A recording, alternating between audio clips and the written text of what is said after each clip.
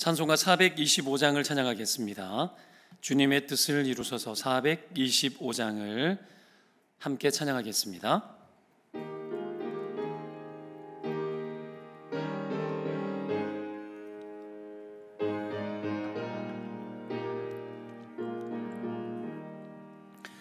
주님의 뜻을 이루소서 고요한 중에 기다리니 진흙과 같은 날 빚으사 주님의 형상 만드소서.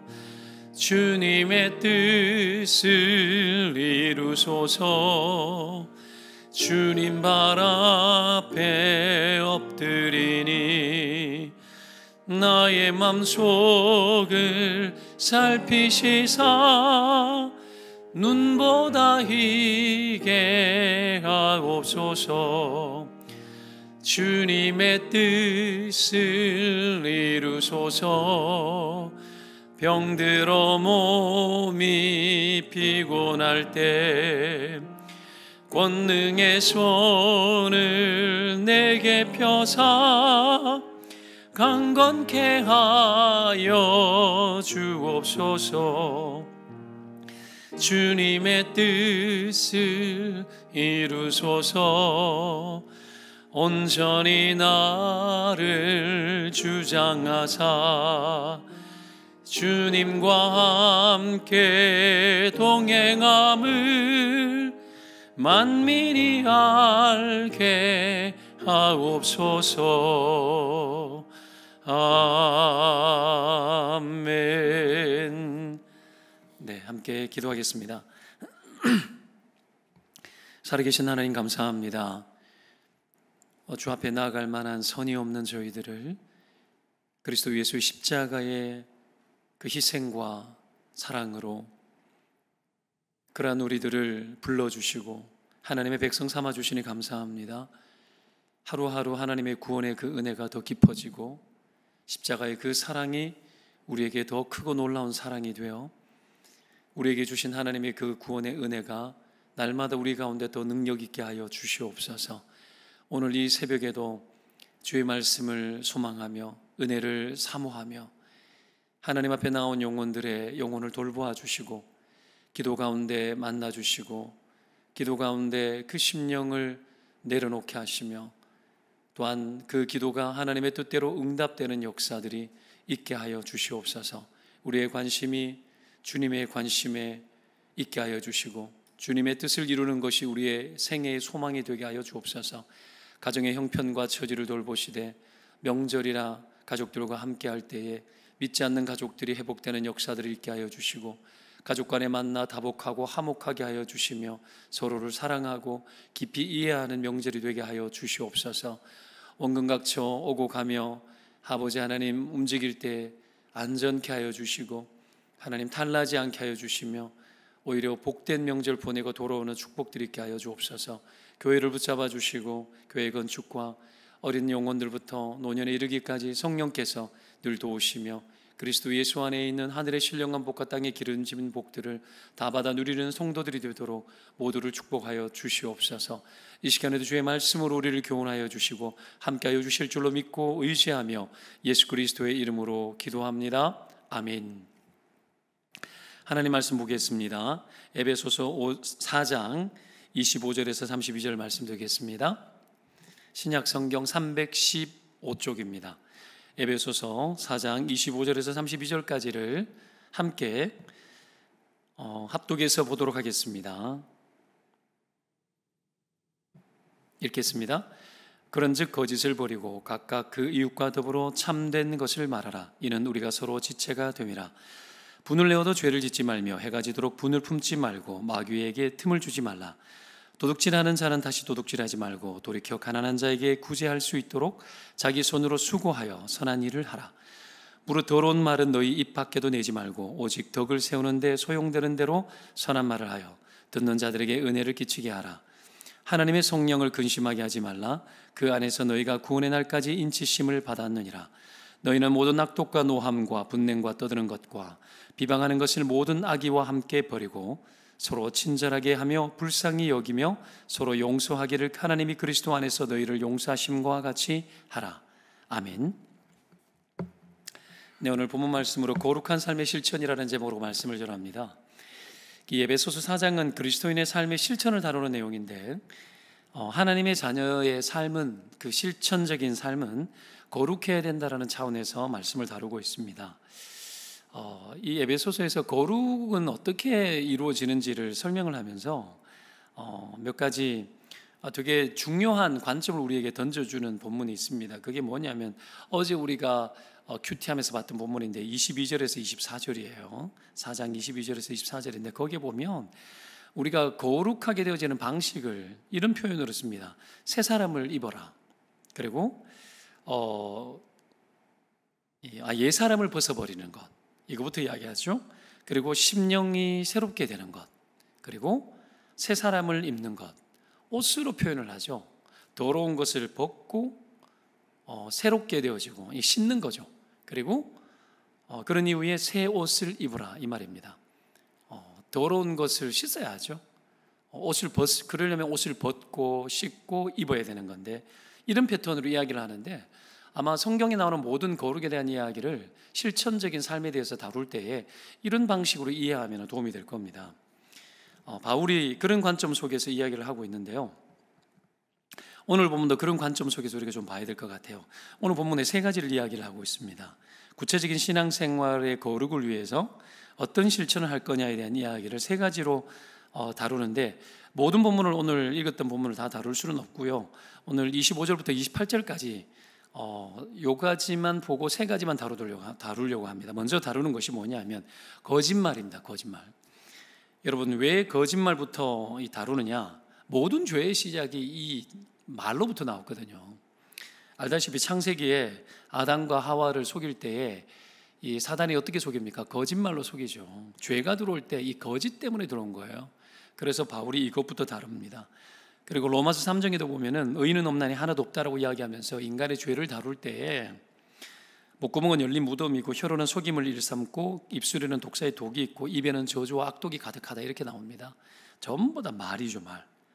말 안에 너무너무 악한 것이 있다라는 거예요. 그 모든 것들이 거짓말이라는 거예요. 마귀가 뭐냐? 요한복음 8장에 보면 마귀는 살인하는 자요, 거짓말하는 자요, 거짓의 압이라 그럽니다. 때문에 거짓말을 많이 한다 그러면, 거짓말이 많은 것은 항상 마귀가 역사하는 거예요. 거짓말 많이 하는 사람 뒤에는 마귀 있습니다. 마귀. 그래서 거짓말 많은 사람 가까이 하지 않는 게 좋아요. 제 친구 목사가 교회가 되게 어려움을 경험하고 있는데, 담임 목사가 아무런 죄가 없는데 근데 모함을 해가지고 교회를 사달을 내려고 하는 사람들이 있습니다. 근데 거기 나오는 모든 내용이 다 뭐냐면 다 거짓말이에요. 뻔한 거짓말을 계속 하는 거예요. 사실인 게 하나도 없어요. 다 마귀에게서 온 겁니다. 왜 이렇게 하느냐? 마귀는 살인자죠. 사람 하나 죽이려고 그러는 거예요. 죽이고 거짓을 통해 가지고 사람 하나 박살내는 것에 하나님 완전히 망가뜨리는 일을 위해 가지고 무슨 짓이든지 다 하죠. 이게 마귀의 관계입니다. 목적이 있는 겁니다. 계략인 거죠. 마귀의 목적이 이것을 통해 가지고 단순히 사람 하나 잡아서 힘들게 만드는 정도가 아니고요. 마귀가 하는 일은 항상 하나님과 우리 관계를 방해하고 깨뜨리는 것 아닙니까? 그래서 교회를 망가뜨리는 겁니다.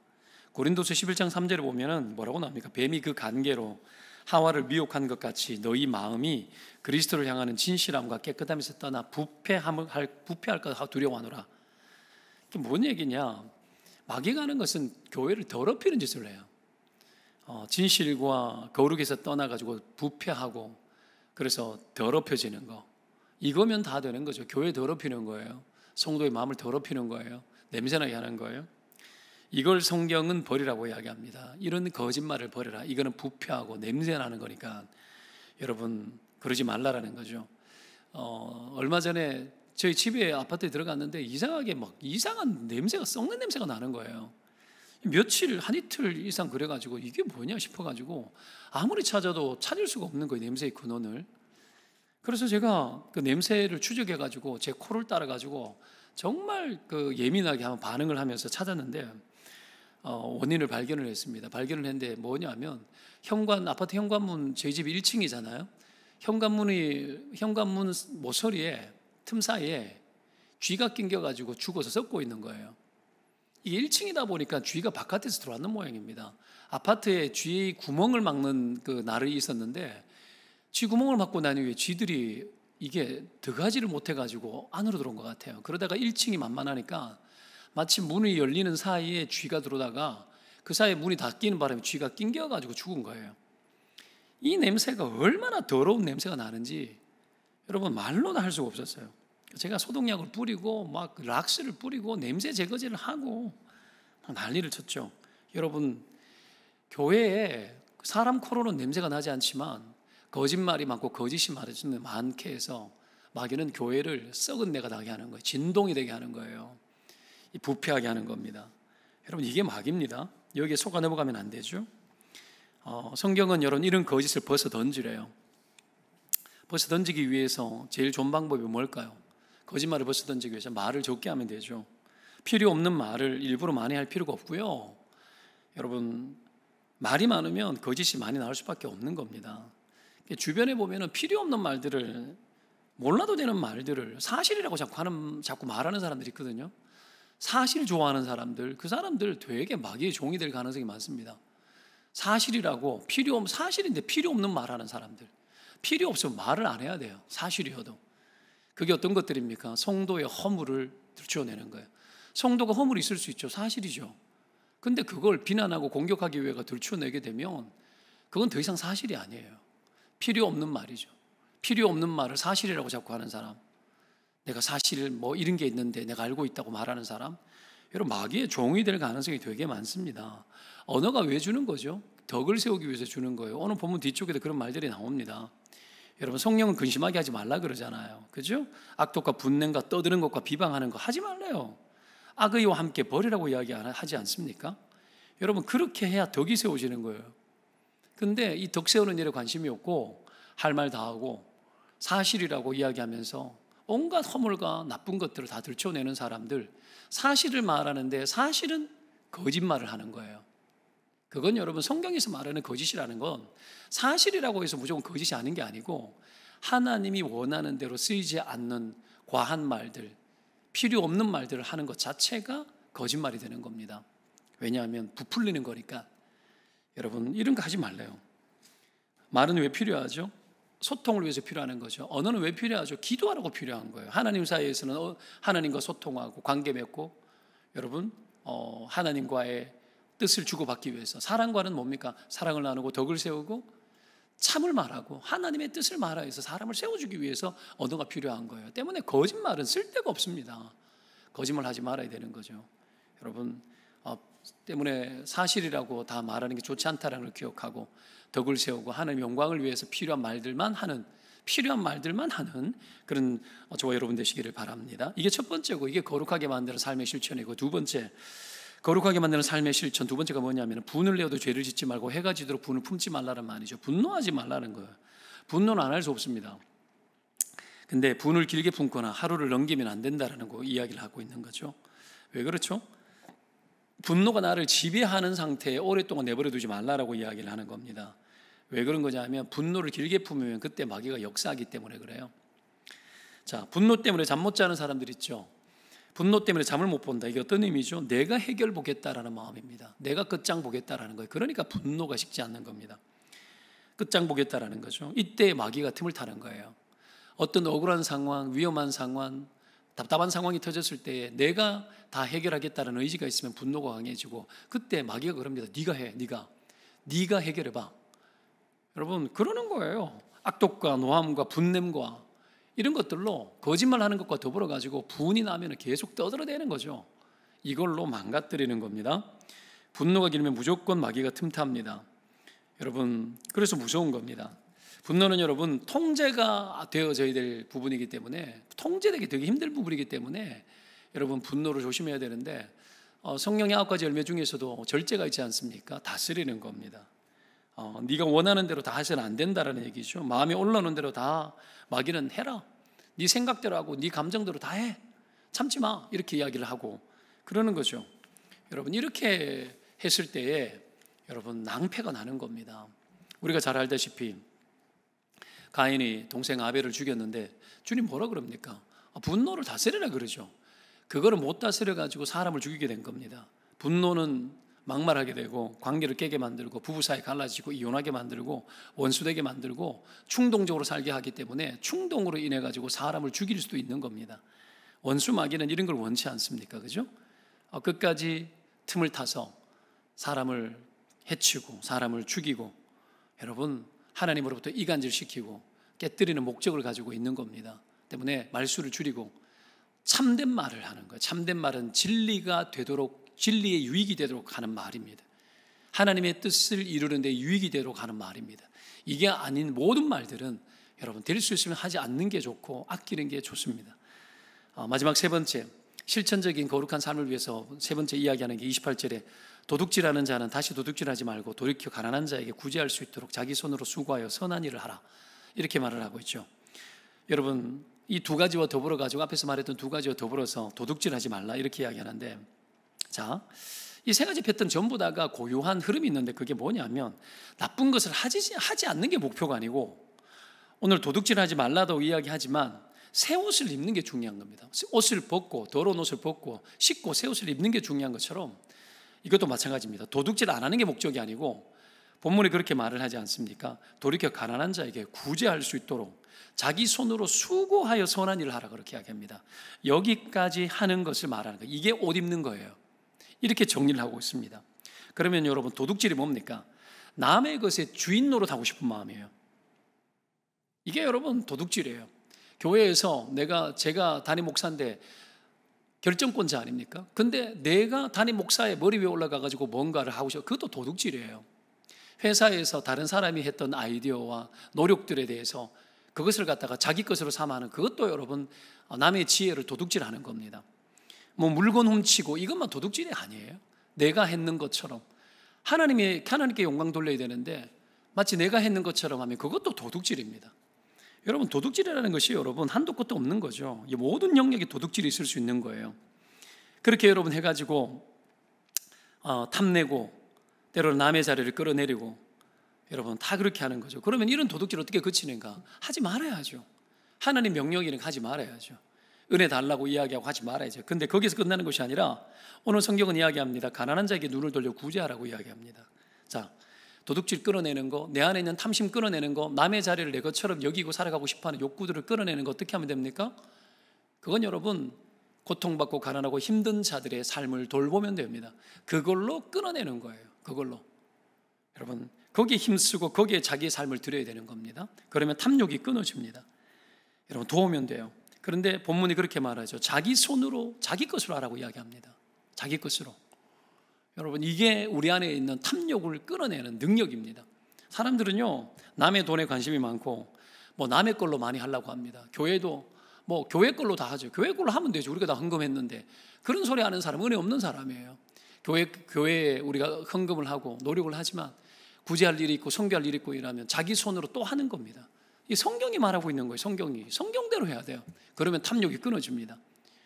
그런 말 좋아하잖아요. 뭐 나라 돈으로 뭘 하고 회사 돈으로 뭘 하고 교회 돈으로 뭘 하고 모든 것들을 이런 식으로 이런 논리로 가지고 가면 안 돼요. 희생을 제거하는 교회는 문제 많은 교회입니다. 교회에서 헌신하려고 하고 희생하려고 하는데 그렇게 가지 않아도 돼. 왜 그렇게 해?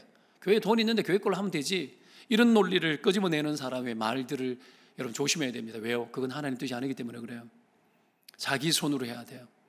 우리는 할 수만 있다면 또 내 손을 보태어서 해야 되는 겁니다. 왜 그렇죠? 그것은 내 영혼 안에 있는 탐욕을 제거하고 내 안에 있는 악을 제거하기 때문에 그래요. 하나님은 여러분 거룩을 만들어내기 위해서 단순히 기도하고 너도 예배 드리면 거룩해진다 그렇게 말하지 않습니다. 성경의 거룩은 사랑으로 이어집니다. 이웃에게로 이어집니다. 실천적으로 이어집니다. 거룩은 하나님을 향하여 거룩하고 사람을 향하여 거룩한 겁니다. 죄는 누구에게 짓습니까? 하나님을 향하여 짓고 사람에게 짓지 않습니까? 때문에 모든 거룩은 하나님과 사람을 향합니다. 사람을 향한 거룩은 그래서 사랑으로 이어지고 여러분 사람을 사랑하기 때문에 죽이는 짓, 탐욕 여러분 그리고 거짓말하는 거, 분노하는 거 이 모든 것들을 절제하고 하나님이 기뻐하시는 뜻에 순종하기 위해서 철저하게 엎드리고 삶의 실천의 현장에 있어 가지고 할 수 있는 사랑을 다하는 것이 거룩입니다. 사랑하는 여러분, 이 거룩한 삶에 여러분의 삶을 헌신하시길 바랍니다. 명절에 가족들 간에, 동기 간에 좀 더 사랑하고, 사랑을 실천하고, 배려하고, 축복해주고, 헛된 소리 하지 말고, 참을 말하고, 그렇죠? 분노하지 말고, 싸울 일이 있어도 분노하지 말고, 품지 말고, 여러분 배려하고 축복하고, 여러분 그렇게 가족 간에 화평과 사랑을 누리고 복을 누리시기를 주의 이름으로 축원을 드립니다. 그렇게 거룩한 삶을 향해서 나아가는 거룩한 주의 백성들, 주의 종들이 되시기를 주의 이름으로 축원드립니다. 함께 기도합시다. 말씀 가지고 기도합니다. 말씀대로 기도하고 말씀대로 실천할 수 있는 능력을 달라고 기도하십시다. 하나님, 거짓말하지 않고 제가 분노 품고 잠 못 이루는 그런 삶 살지 않게 도와주시고, 하나님, 내가 탐욕 부리지 않고 남의 것에 대해서 내가 욕구를 가지 않도록, 오히려 내가 구제하고 도울 자를 찾을 수 있는 그런 인생 될 수 있도록 도와주시옵소서. 이것이 가정 안에서 삶의 능력이 되고, 직장 안에서 삶의 능력이 되고, 사회생활 속에서도 삶의 능력이 될 수 있도록 도와달라고 이 시간에 함께 기도하고 자유롭게 기도하시기 바랍니다. 함께 기도하겠습니다. 살아계신 아버지 하나님, 감사합니다. 하나님의 은혜와 사랑으로 우리를 잡아주시고 주 성령으로 함께하여 주시옵소서. 주께서 우리를 복되게 하시고 능력 있게 하여 주시고 거룩하게 하여 주시옵소서.